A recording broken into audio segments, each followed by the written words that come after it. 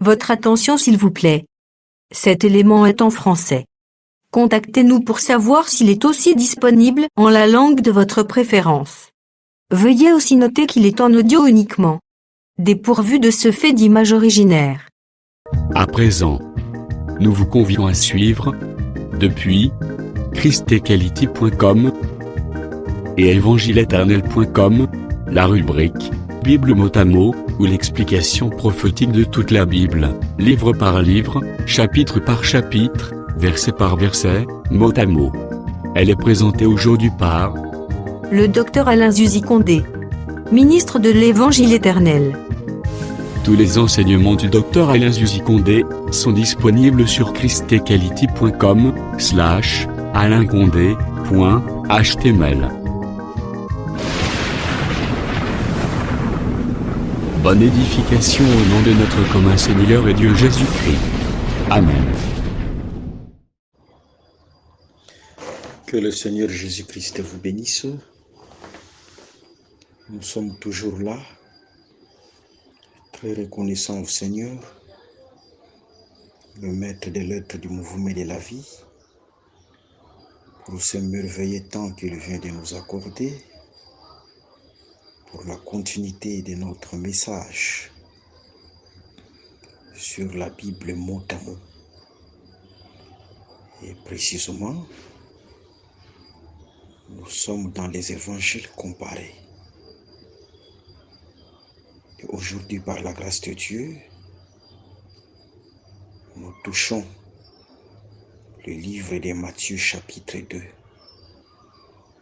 Ça commence par le verset 1er jusqu'au 23e verset. Nous allons d'abord lire.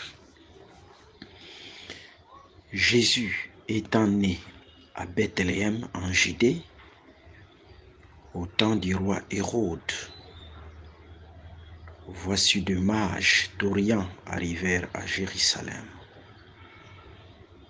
et dirent: où est le roi des Juifs qui vient de naître? Car nous avons vu son étoile en Orient et nous sommes venus pour l'adorer. Le roi Hérode, ayant appris cela, fut troublé, et tout Jérusalem avec lui. Il assembla tous les principaux sacrificateurs et les scribes du peuple, et il s'informa auprès d'eux où devait naître le Christ. Ils lui dirent: à Bethléem en Judée, car voici ce qui a été écrit par le prophète. Et toi, Bethléem, terre de Juda, tu n'es certes pas la moindre entre les principales villes de Juda, car de toi sortira un chef qui paîtra Israël, mon peuple. Alors Hérode fit appeler en secret les mages et s'enquit soigneusement auprès d'eux depuis combien de temps l'étoile brillait. Puis il les envoya à Bethléem en disant: allez et prenez des informations exactes sur le petit enfant. Quand vous l'aurez trouvé, faites-le-moi savoir afin que j'aille aussi moi-même l'adorer. Après avoir entendu le roi, ils partirent, et voici l'étoile qu'ils avaient vue en Orient marchait devant eux jusqu'à ce qu'étant arrivée au-dessus du lieu où était le petit enfant, elle s'arrêta. Quand ils aperçurent l'étoile, ils furent saisis d'une très grande joie. Ils entrèrent dans la maison, virent le petit enfant avec Marie, sa mère, se prosternèrent et l'adorèrent. Ils ouvrirent ensuite leur trésor et lui offrirent en présent de l'or, de l'encens et de la myrrhe. Puis divinement averti en songe de ne pas retourner vers Hérode, ils regagnèrent leur pays par un autre chemin. Lorsqu'ils furent partis, voici un ange du Seigneur apparut en songe à Joseph et dit, « Lève-toi, prends le petit enfant et sa mère, fuis en Égypte et reste-y jusqu'à ce que je te parle, car Hérode cherchera le petit enfant pour le faire périr. » Joseph se leva, prit de nuit le petit enfant et sa mère et se retira en Égypte. Il y resta jusqu'à la mort d'Hérode, afin que s'accomplisse ce que le Seigneur avait annoncé par les prophètes. J'ai appelé mon fils hors d'Égypte. Alors Hérode, voyant qu'il avait été joué par le mage, s'est mis dans une grande colère et il envoya tuer tous les enfants de 2 ans et au-dessous qui étaient à Bethléem et dans tout son territoire, selon la date dont il s'était soigneusement enquis auprès des mages. Alors s'accomplit ce qui avait été annoncé par Jérémie, le prophète. On a entendu des cris à Rama, des pleurs et des grandes lamentations.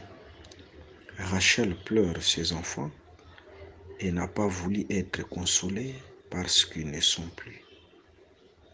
Quand Hérode fut mort, voici un ange du Seigneur apparut en songe à Joseph en Égypte et dit, « Lève-toi, prends le petit enfant et sa mère et va dans le pays d'Israël, car ceux qui en voulaient à la vie du petit enfant sont morts. » Joseph se leva, prit le petit enfant et sa mère et alla dans le pays d'Israël.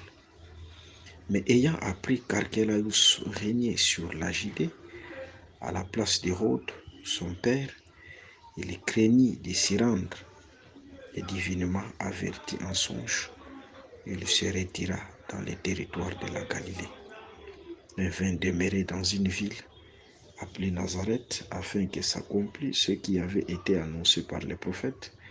Il sera appelé Nazaréen. Que le Seigneur Jésus-Christ vous bénisse abondamment. Nous venons de lire les écrits ou les Écritures. Et maintenant, par la grâce de Dieu, la pensée doit être donnée. La pensée cachée derrière ces Écritures, parce que toute Écriture est inspirée de Dieu, utile pour enseigner. Et nous allons dégager l'inspiration qui est cachée derrière cette Écriture pour l'édification du peuple de Dieu. Remarquez dans Matthieu chapitre 2, on nous parle de la naissance de Jésus, de Jésus-Christ. Et c'est Jésus-Christ qui est né. Il s'est révélé à travers une étoile chez les mages. Les mages sont venus de l'Orient. Ils sont venus de l'Orient. Il y a ce qu'on appelle Proche-Orient. Quand on parle de Proche-Orient, on voit Israël. Il est aussi là, au Proche-Orient. Mais si vous êtes là en Israël, il y a aussi ce qu'on appelle l'Orient. Là, on fait référence ou on fait allusion à la Babylonie. Vous voyez? Et par là, nous disons, les mages qui sont venus de l'Orient par rapport à Israël, l'Orient, c'est vers la Babylonie. Et ces mages sont venus de là. Et de là, il y avait une étoile qui s'est levée. Là-haut, il y avait une étoile. Et cette étoile-là annonçait seulement la naissance du roi des Juifs. Et cette étoile devait conduire les mages jusqu'au lieu là où il y avait les fils. Arrivé là où il y avait les fils, cette étoile s'est arrêtée. Voyez, l'étoile s'est arrêtée. Voilà un peu. Mais, curieusement, les mages ont fait aussi un campement à Jérusalem. Ils ont fait aussi un campement à Jérusalem. Ils ont fait un campement à Jérusalem. C'est là où ils vont trouver le roi Hérode. Le roi Hérode, qui avait aussi appris à travers les mages que le roi des Juifs était né. Et cette nouvelle a troublé le roi Hérode et tous les Juifs. C'était la nouvelle de la naissance du roi des Juifs. Nous allons bien comprendre ça, c'est-à-dire quand on dit la naissance du roi des Juifs, là il y a une écriture qui s'accomplit par rapport à Israël dans Ésaïe chapitre 9, le verset 25, un enfant nous est né. Vous voyez, parce que c'était un enfant qui était né, un enfant nous est né. C'est cette écriture qui s'accomplit. Hérode instruira, il va instruire les mages. Ça, c'était juste une ruse qu'ils aillent avoir l'information exacte sur le Fils. Et après avoir l'information exacte sur le Fils, lui aussi ira adorer le Fils. Nous disons que ça, c'est une ruse. Bon, ce que nous aimons seulement dans ces propos, dans ces paroles, c'est l'information exacte. C'est-à-dire, s'il n'y a pas l'information exacte sur le Fils, il n'y a pas non plus l'adoration. Vous voyez? Alors, il faut un ministre apporte de l'information exacte sur le Fils, sur ce qui concerne Jésus. Parce que s'il n'y a pas l'information exacte, comprenez qu'il n'y a pas non plus l'adoration. Voilà. Ça, c'est ce que nous aimons. Seulement, remarquez d'abord, lorsque les mages sont arrivés là, divinement avertis par le Saint-Esprit, ils ne pouvaient plus revenir sur le même chemin parce que Hérode avait de mauvaises intentions sur le Fils. Et remarquez, lorsque Hérode comprendra, 2 ans après, c'était la date convenue avec les mages, comprendra que les mages s'étaient joués de lui. Il enverra sa troupe pour éliminer les enfants de 2 ans en dessous. Vous voyez, c'est-à-dire la date convenue avec le mage, c'est à peu près 2 ans. Et c'était l'accomplissement d'une prophétie, Rachel qui pleure ses fils. Hérode a tué les petits-enfants. Mais en ces temps-là, Jésus-Christ était en Égypte. Il s'est enfui en Égypte. Et à la mort d'Hérode, l'ange va apparaître à Joseph pour le retour du Fils en Israël. Voilà la conclusion ou la synthèse sur Matthieu chapitre 2. Mais regardons l'explication. Premièrement, nous remarquons cette scène qui se passe. L'étoile au-dessus des mages, ce n'est pas quelque chose qui est nouvelle. Parce que cette chose-là, nous allons aussi la voir dans l'ombre.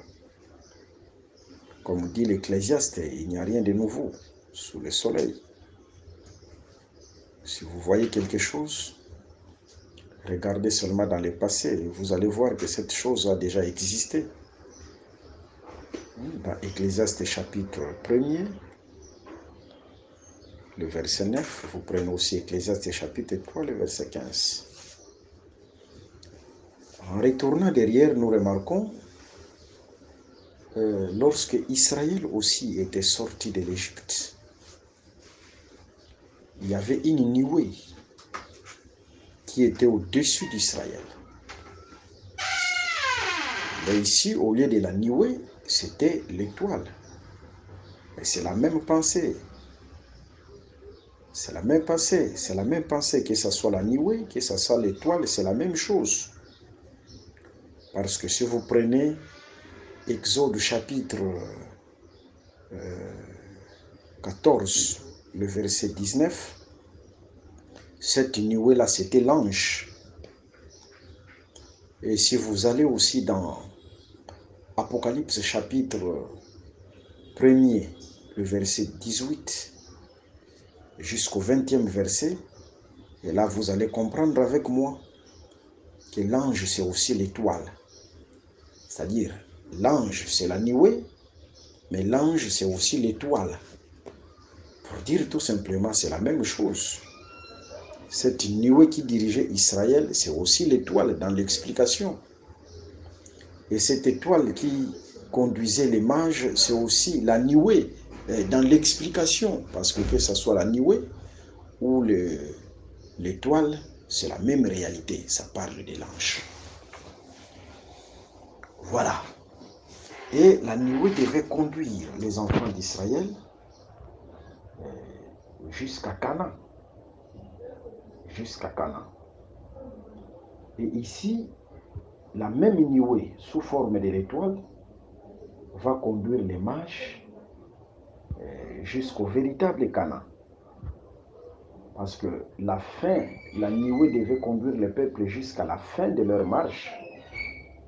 Et ici, la fin de la marche des mages, c'est le Fils. Vous voyez? Dans cette pensée, le Fils devient aussi le véritable Canaan. Le Fils devient la fin de la marche. Je pense que ça c'est clair. Le Fils devient la fin de la marche. C'est comme ce que Pierre avait dit. Où irions-nous? Où irions-nous? Vous voyez? C'est toi, Jésus-Christ, qui a les paroles de vie. Pour dire tout simplement, notre marche s'arrête à toi, Jésus-Christ. Notre marche s'arrête à toi. C'est toi, Jésus-Christ. La fin de la marche, le véritable Canaan. Voilà. Là, c'est le premier aspect. Mais en dehors de ça, la nuée ou l'étoile devait s'arrêter sur Jésus-Christ. La nuée ou l'étoile devait s'arrêter sur Jésus-Christ. Dans ce contexte, nous sommes dans Nombre, chapitre 9, le verset 15 jusqu'au 20e verset. Nombre chapitre 9, le verset 15 jusqu'au 20e verset.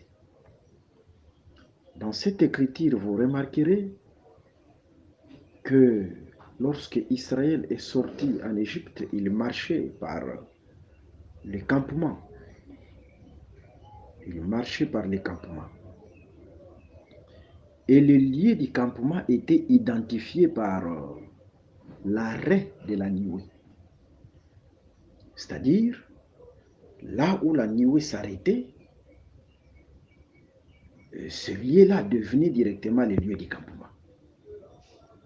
Vous voyez?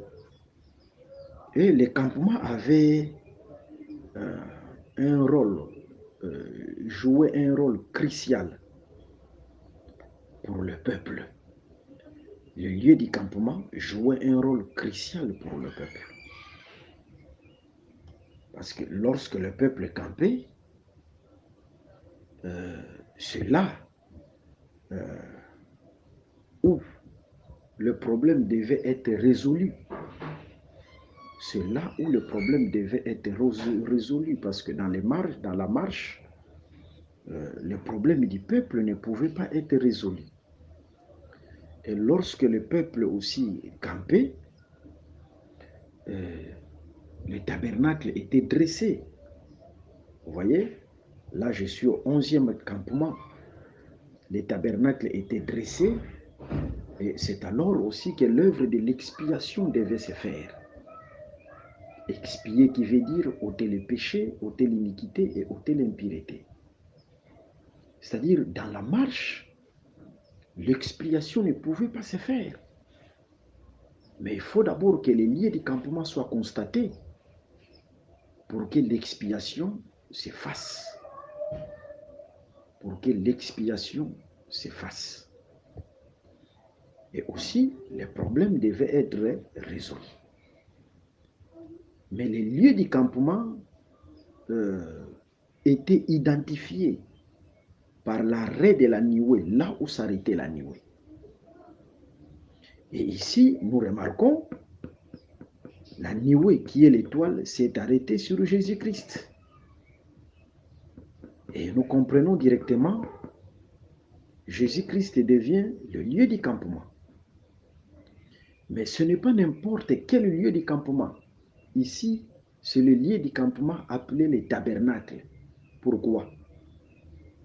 Parce que les mages viendront avec le présent. Ils viendront avec les offrandes. Ils vont offrir les offrandes là où il y avait les fils. C'est-à-dire, ils vont offrir les offrandes, l'or, l'encens et le myrrhe. Vous voyez, le seul lieu en Israël, lorsque Israël marchait dans les campements, le seul lieu là où on offrait les offrandes, on offrait les offrandes, l'encens, le myrrhe, etc. et d'autres offrandes, c'était les tabernacles. C'était les tabernacles. Et par là, nous comprenons, oui, Jésus, c'est un lieu du campement, parce que c'est là où s'arrête la nuée. Ici, la nuée, c'est l'étoile. Mais pas seulement les lieux du campement, pas n'importe quel lieu du campement, c'est le lieu du campement appelé tabernacle, parce que c'est là où on offre. C'est pourquoi l'image devait offrir devant ce fils-là, appelé Jésus-Christ, parce que c'est lui, le tabernacle. Nous disons il est le tabernacle parce que lors de sa naissance, dans Matthieu, chapitre 1er, lors de la naissance de Jésus-Christ, c'est-à-dire la naissance de ses fils, dans Matthieu chapitre 1er, le verset 23, « Voici la Vierge sera enceinte, elle enfantera un fils, et on lui donnera le nom d'Emmanuel, ce qui signifie Dieu avec nous. » Emmanuel veut dire Dieu avec nous, c'est-à-dire le fils là, c'était Emmanuel. Emmanuel, c'est-à-dire Dieu avec nous. Vous allez comprendre avec moi que dans l'ombre, lorsque Dieu a voulu habiter avec le peuple,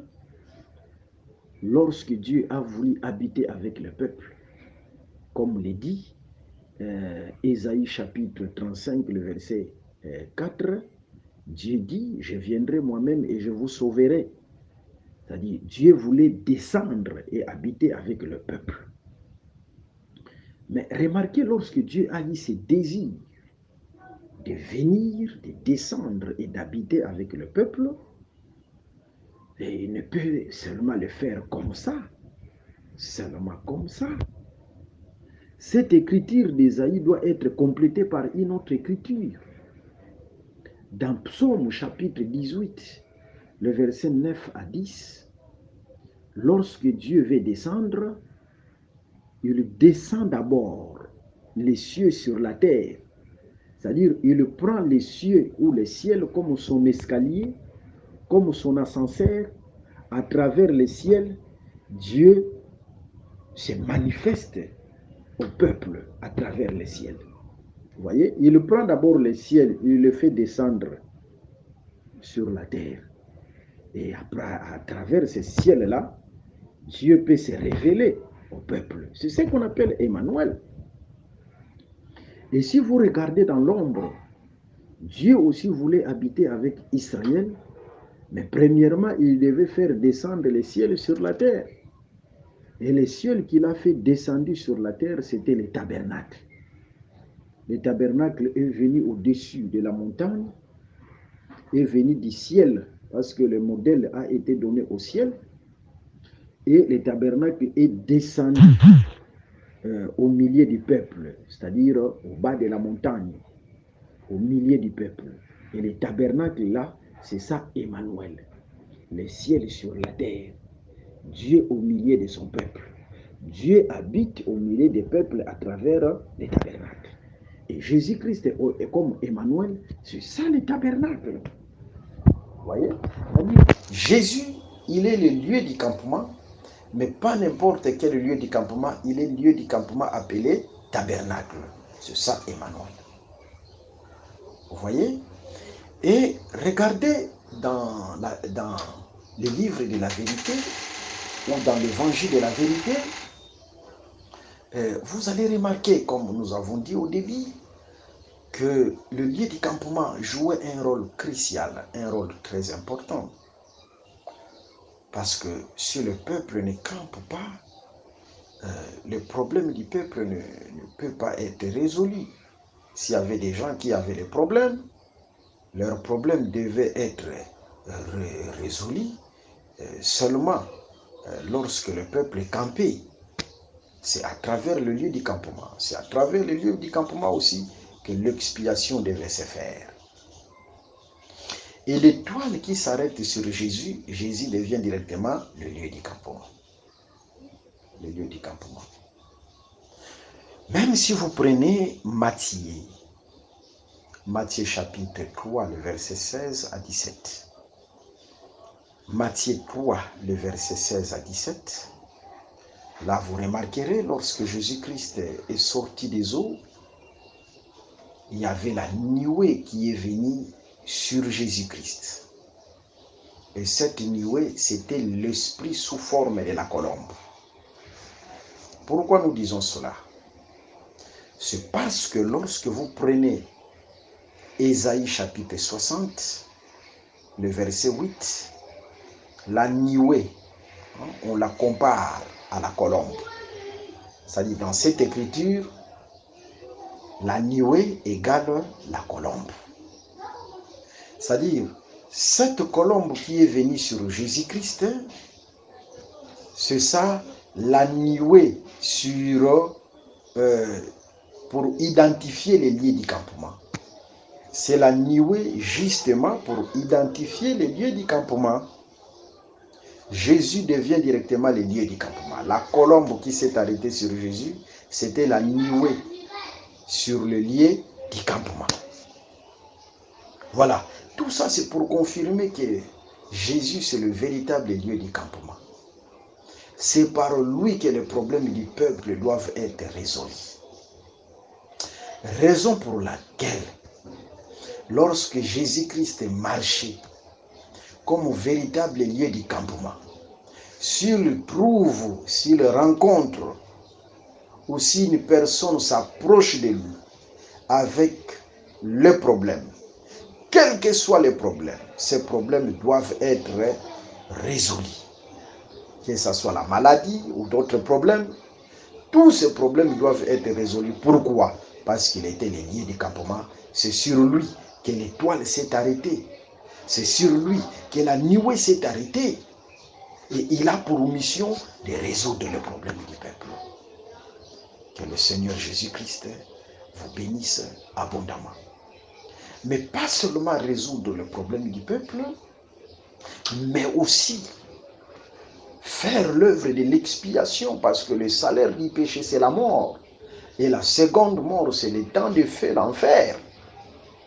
S'il trouve quelqu'un qui a le péché, qui marche dans le péché, même une femme adultère, même une femme prostituée, qui s'approche de lui comme le véritable lieu du campement, il faut qu'il trouve ou qu'elle trouve pardon à tous ses péchés.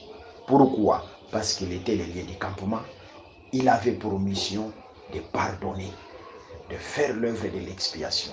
Aucune personne sur la terre qui a pardonné les péchés, mais Jésus pouvait le faire parce qu'il était le lieu du campement. C'est dans le lieu du campement que le peuple trouvait pardon à tous les péchés. Voilà la signification de l'arrêt de l'étoile. L'étoile qui devait s'arrêter sur Jésus-Christ et sur ses fils, c'est parce qu'il était le véritable lieu du campement.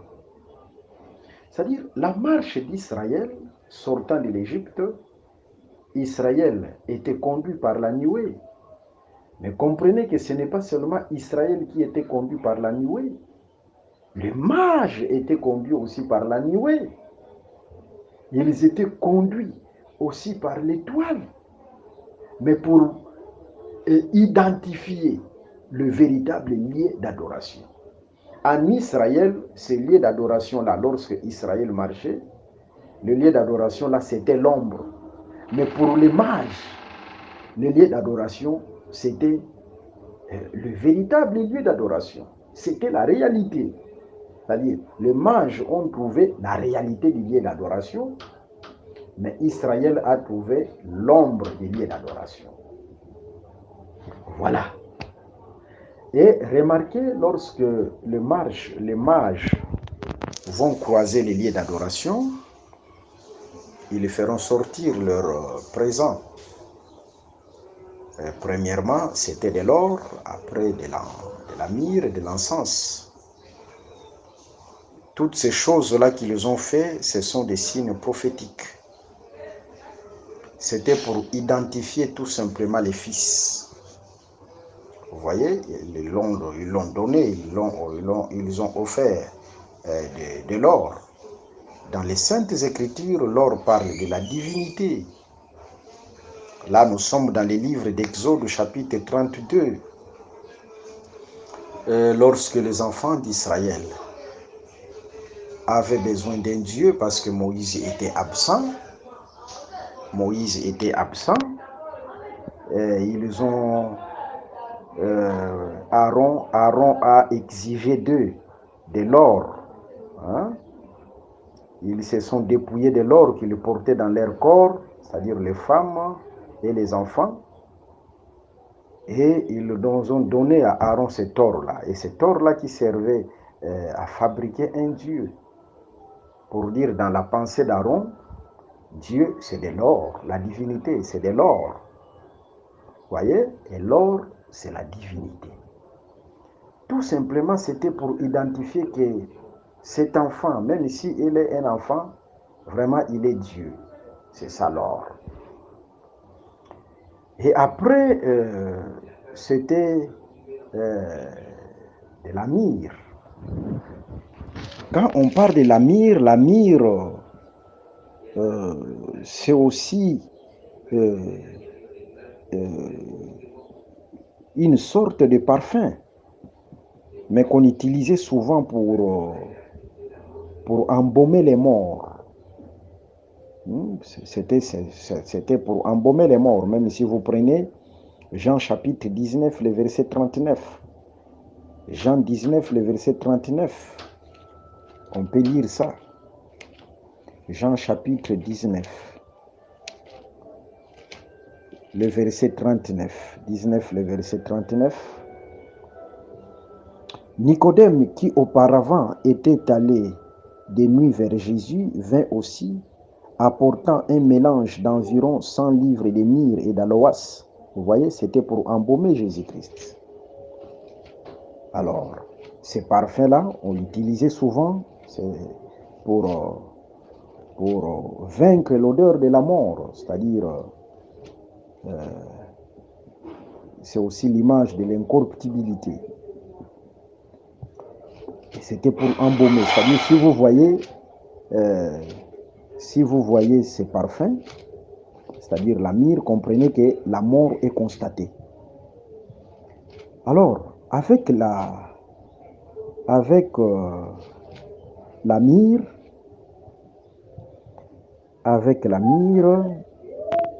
cela veut dire tout simplement que cet enfant qui est Dieu, mais il va se dépouiller pour devenir sacrifice. Pour devenir sacrifice.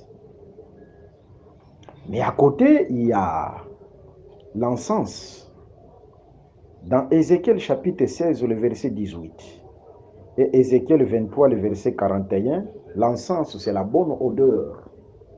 Mais Dieu s'approprie de l'encens. C'est la bonne odeur, c'est pour Dieu. Dieu s'approprie de l'encens. C'est le parfum d'une bonne odeur. C'est-à-dire, avec l'encens, cela veut dire tout simplement, il est Dieu. Mais il s'est fait sacrifice. Il est venu comme un homme. Un homme simple, mais il faut faire très attention. Dans toute sa vie, il ne péchera jamais. Jésus ne va pas pécher. C'est ça la bonne odeur. Toujours, il marchera dans la bonne odeur. C'est-à-dire, le péché, ce n'est pas sa part, ce n'est pas son lot. La bonne odeur. Et il se fera sacrifice, toujours sacrifice de bonne odeur. Avec l'encens, c'est un homme que Dieu a agréé. Il était Dieu, il s'est fait homme, mais agréé par Dieu, avec la bonne odeur.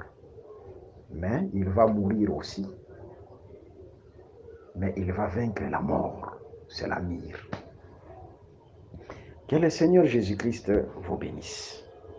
Mais remarquez, Jésus-Christ était né dans une famille pauvre, parce que lorsque Jésus était né, dans la loi juive, il fallait que l'enfant soit présenté après 8 jours, la circoncision, et il sera présenté. Mais vous remarquerez, lorsque Jésus a été présenté, Joseph, avec sa femme Marie, ils ont apporté une offrande des pauvres, c'est-à-dire la tourterelle. La tourterelle, une offrande des pauvres. C'est ce qu'ils ont apporté, la tourterelle. C'était des pauvres. Mais avec la visite de Marie, avec la naissance de Jésus et la visite des mages, les mages ont apporté de l'or dans cette famille. Est-ce que vous croyez que cette famille est restée toujours pauvre? Ah, par là nous comprenons, lorsque Jésus-Christ est né quelque part dans une maison, il est capable aussi de changer l'identité de la maison. Ils étaient pauvres, mais avec la naissance de Jésus-Christ, l'or était venu.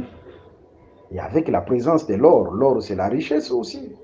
Et comprenez que la naissance de Jésus a changé l'identité de cette maison. Quand Jésus naît quelque part, quand Jésus naît dans une église, quand Jésus naît dans une personne, il est capable de changer l'identité de cette maison, il est capable de changer l'identité de cette église, il est capable de changer l'identité de ta vie. C'est question seulement que Jésus-Christ naisse dans ta vie, naisse dans ta maison. Que le Seigneur Jésus-Christ vous bénisse. Leur identité a été changée. L'or est entré dans cette maison. Que le Seigneur Jésus-Christ vous bénisse. Ok. Mais lorsque Jésus-Christ était né, il trouvera en Israël un roi qui régnait. Jésus ne peut pas régner dans cette maison. Il faut d'abord que ce roi-là puisse tomber. Voyez? Voilà pourquoi ce roi viendra combattre Jésus-Christ. Mais gloire à Dieu, Jésus va fuir en Égypte. Mais c'était les enfants de Bethléem qui ont subi les sorts. Cette chose-là est prophétique. Parce que la naissance de Jésus-Christ, c'est Ésaïe chapitre 9, le verset 5. Car un enfant nous est né, un fils nous est donné, et la domination reposera sur son épaule. Un enfant nous est né, c'est ça cette naissance physique de Jésus. Il est né en Israël. Mais un enfant nous est donné, c'est pour nous. C'est comme les deux femmes, hein? Le jugement de Salomon. Salomon devait exécuter un jugement. Pourquoi? Parce qu'il y avait deux femmes. Ces deux femmes avaient enfanté, chacun avait son enfant. Vous voyez? Mais une s'est penchée sur son enfant et son enfant était mort. C'était la nuit. Elle va profiter, parce que c'était la nuit, l'autre là était dans le sommeil. Elle va profiter, comme l'autre était dans le sommeil, de voler le fils de celle-là qui était en plein sommeil. C'était la nuit. Vous voyez, on peut dire que pour celle qui dormait, la propriétaire du fils, elle pouvait dire que un enfant, j'ai enfanté un enfant, c'est-à-dire un enfant nous est né, parce que c'était son enfant. Mais l'autre là qui a volé, ce n'était pas son enfant. Elle pouvait dire qu'un enfant nous est donné, c'est-à-dire on m'a donné un enfant. On m'a donné un enfant, mais cet enfant n'est pas né dans ma maison. Vous voyez? Un enfant nous est donné, c'est nous qui avons volé l'enfant de celle qui était dans le sommeil. Et aujourd'hui, la femme qui est dans le sommeil, c'est Romains chapitre 11, le verset 9 à 10. Là, vous allez remarquer que Israël est dans le sommeil. C'est temps du soir, Israël est dans le sommeil. Et nous avons profité de prendre son fils. Vous voyez, un fils nous est donné. Et le fils, c'est après la résurrection. Nous l'avons pris. Parce que la résurrection aussi, c'est une naissance. Mais ça, c'est Romains chapitre 1er, le verset 1er jusqu'au 4e verset. La résurrection, c'est aussi une naissance, mais comme fils. Alors, ce fils, après la résurrection, nous est donné. Et aujourd'hui, Israël est dans le sommeil. Mais après le temps du soir, quand le matin viendra, c'est-à-dire le matin de la grâce pour Israël, parce que Israël n'a pas seulement le matin de la loi. Dans les Saintes Écritures, il y a deux matins. Il y a des matins, je prends Ecclésiaste. Je prends Ecclésiaste. Ecclésiaste chapitre 1, le verset 5. Le soleil se lève, le soleil se couche. Il soupire après les lieux d'où il se lève de nouveau. Vous voyez, dans cette écriture, il y a deux matins, c'est-à-dire deux levées du soleil, mais il y a un seul soir. Ecclésiaste chapitre 1, le verset 5. Il y a deux matins, deux levées du soleil, mais un soir. Le deux matins, c'est le matin de la loi pour Israël et c'est le matin de la grâce aussi pour Israël. Dans Malachie chapitre 4, commençant par le verset 1er, on nous parle du soleil qui se lève. Mais quand ce soleil se lève, c'est ça le matin. Mais ce soleil, quand le soleil se lève, il vient avec des ailes qui apportent la guérison. Les deux ailes qui apportent la guérison, c'est Moïse et Aaron. Sur le plan prophétique, ce sont les deux oints. Ce sont les deux oints. Mais dans Malachie chapitre 4, on place ce temps-là, le temps des besoins, le temps du matin. Parce que le soleil s'élève, mais avec des ailes. Mais les deux ailes qui apportent la guérison, c'est-à-dire le rétablissement d'Israël. Parce que dans les livres d'Ésaïe chapitre 38, le verset 9, la guérison ou le rétablissement d'Ézéchias, on appelle ça aussi rétablissement. La guérison d'Ézéchias, on appelle ça aussi rétablissement. C'est-à-dire le soleil qui apporte la guérison à travers les deux ailes, à travers les deux oins, sur le plan prophétique, les deux oins, et ces deux ailes-là, cette guérison-là, c'est le rétablissement d'Israël. Vous voyez, précisément, le rétablissement par rapport aux 144 000. Et ça sera le temps du matin, le matin de la grâce pour Israël. Bon, je peux prendre aussi une autre écriture. Jésus est venu dans Luc chapitre 4 pour proclamer l'année de grâce ou le jour de grâce, le jour de la grâce. Mais si vous allez dans Genèse chapitre 1er, les jours a deux portions. Il y a la portion du soir et la portion du matin. Pour dire le jour de la grâce, il y a d'abord la portion du soir. C'est cette portion pour nous, l'Église. Mais la portion du matin, ça sera la portion pour Israël. C'est-à-dire l'enlèvement de l'Église, ce n'est pas la fin du jour de la grâce, mais il y aura aussi la portion du matin par rapport à Israël. Vous voyez? Et l'enfant nous est né. C'est en rapport avec Israël. Alors, c'est ça Matthieu chapitre 2. Mais lorsque cet enfant est né, on a trouvé un roi qui régnait en Israël. En réalité, si on parle d'Hérode, on voit l'incarnation de Rome, de la Rome païenne. Le roi qui régnait, c'était la présence de la Rome païenne. Nous connaissons César. César, nous c'est César. C'est ça, Rome. Rome, c'est ça, César. Vous voyez, parce que Hérode ne représentait que Rome païenne. Vous voyez? Et en ces temps-là, comme il y avait un roi qui régnait, et si vous allez dans les livres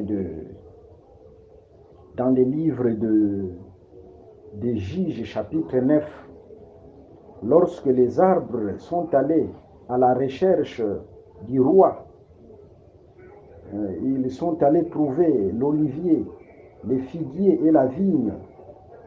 Que ce soit l'olivier, les figuiers, la vigne, ils ont refusé la royauté. Et après, c'était les buissons qui devaient régner. Vous voyez? La présence du buisson, c'est ça, Rome païenne. Et les rois qui refusent la royauté, c'était comme Jésus-Christ, les figuiers ou l'olivier, ou la vigne qui refuse. Dans le livre aussi de Jean chapitre 6, on est venu trouver Jésus-Christ pour qu'il soit le roi des Juifs, parce qu'il leur a donné le pain.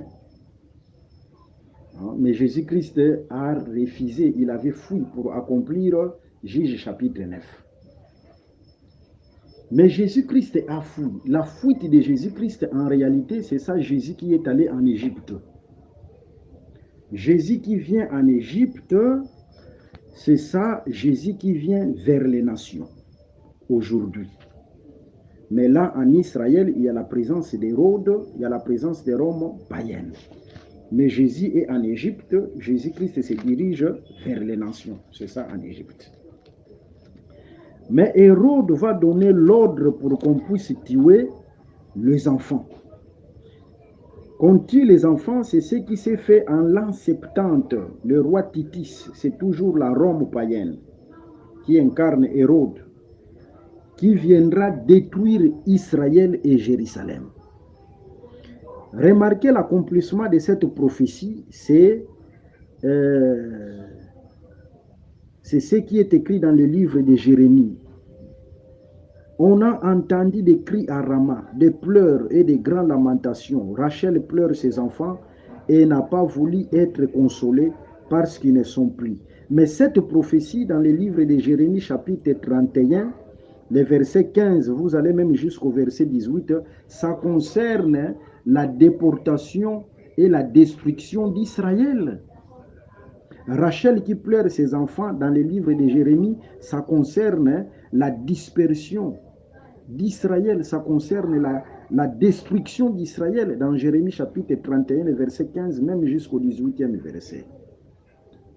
C'est-à-dire, les enfants ici qui ont été détruits, en réalité, c'était un signe prophétique pour parler de la destruction d'Israël par Rome, parce que Hérode incarne Rome en l'an 70.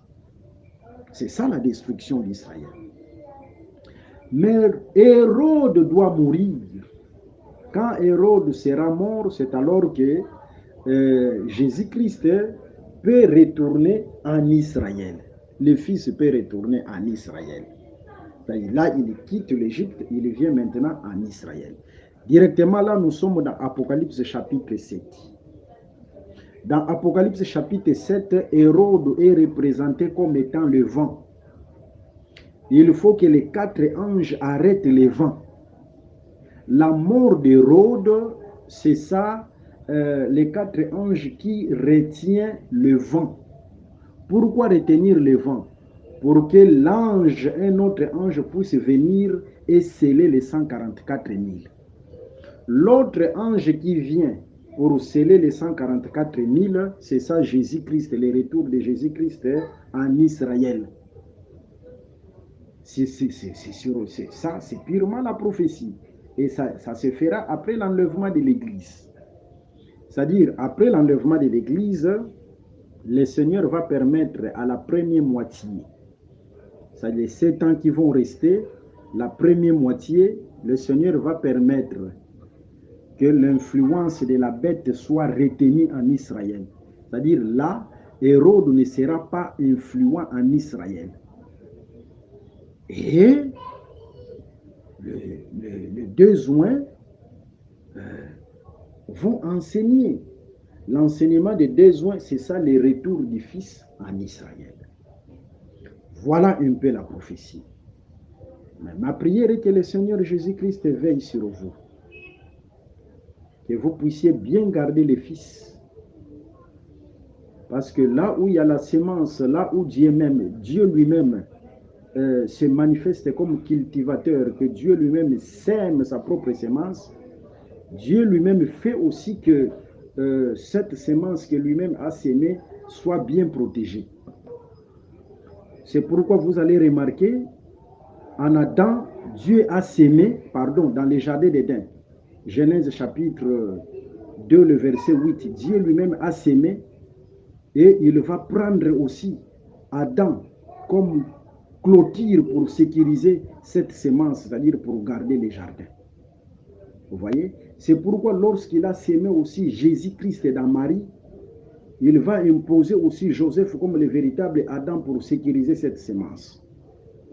Que cet enseignement, l'évangile de la vérité, que le Seigneur sème en vous, que Dieu lui-même puisse sécuriser ça. Mais aussi que toutes les promesses que Dieu a sémées en vous, les malins, les sorciers, les magiciens, le monde des ténèbres, tous n'ont pas ce pouvoir, d'enlever les promesses que Dieu a plantées, a sémées en vous, parce que Dieu lui-même les sécurise. Que le Seigneur Jésus-Christ vous bénisse. Je rappelle que vous pouvez suivre nos enseignements sur notre site internet évangile-éternel.com. Je rappelle aussi mon numéro, plus 243 81 28 55 419. Que le Seigneur Jésus-Christ vous bénisse. Merci d'avoir suivi ce message et que Jésus-Christ vous bénisse. Si vous avez une question à l'intention de l'homme de Dieu, si vous voulez que l'homme de Dieu prie pour vous, si vous voulez vous confier à l'homme de Dieu, ou si vous voulez tout simplement bénir l'homme de Dieu, contactez-le directement si ses coordonnées sont disponibles depuis sa page. Sinon, contactez-nous et nous lui transmettrons vos préoccupations. N'oubliez pas de faire un tour à notre page évangélisation pour voir en quoi vous pouvez vous rendre utile à Christ par cette œuvre. Que Dieu vous bénisse tous. Amen. ChristQuality.com. Les cieux en un clic de la souris. Évangile-éternel.com le signe de l'évangile éternel. Christ Equality Fondation, équilibrer la manne ramassée dans le désert de sorte que chacun ait un numère.